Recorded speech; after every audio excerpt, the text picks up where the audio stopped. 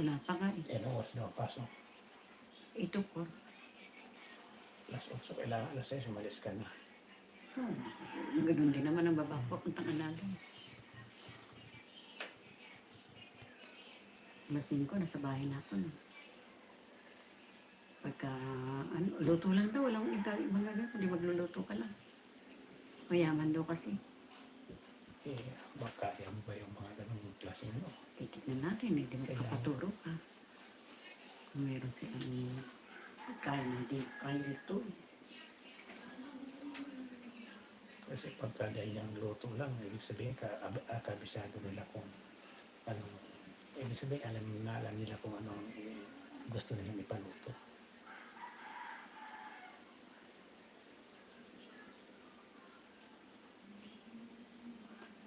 Sino raw ba nakakakilala nun? Senyor, kaibigan. Kaibigan na senyora niya.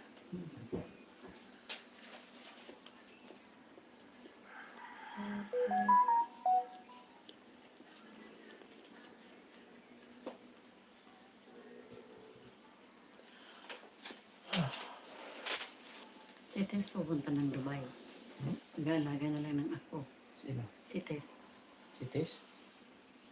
Nagpianak siya sa Dubai. Umuwi na? Si Tess mag-alaga ng anak niya, ng apo niya. Sa Dubai. Ibig sabihin nasa Dubai si Tess? Pupunta ng Dubai.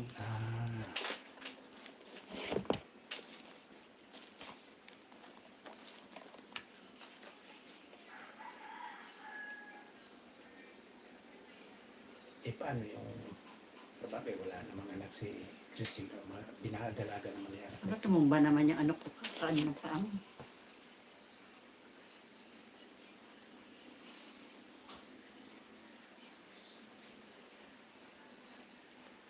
Saka hindi naman problema na siya, malaki na.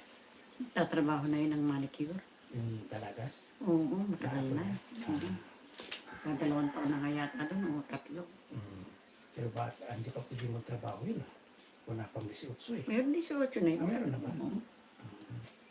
Kasi parang alam ko nun, 16 lang yun noon. Noong dumating. Nung dumating, 16? Ilang taon na hindi. Mga 5 taon na nga yata yun.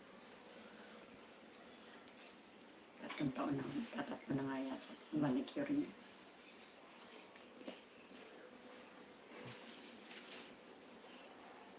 Sa Candelaria din nagtatrabaho yun. Manicure line. Tadi sa pinasukan ni Ben.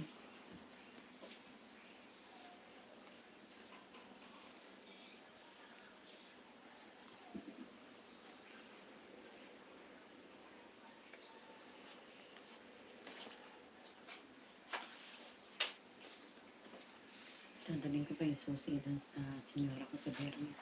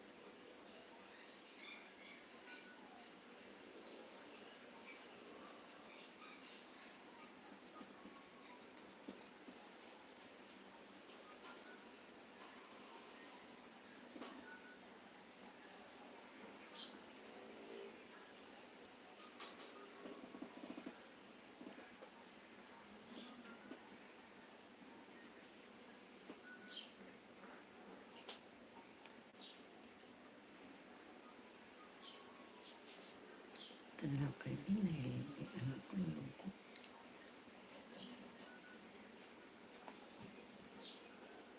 Ang gapo.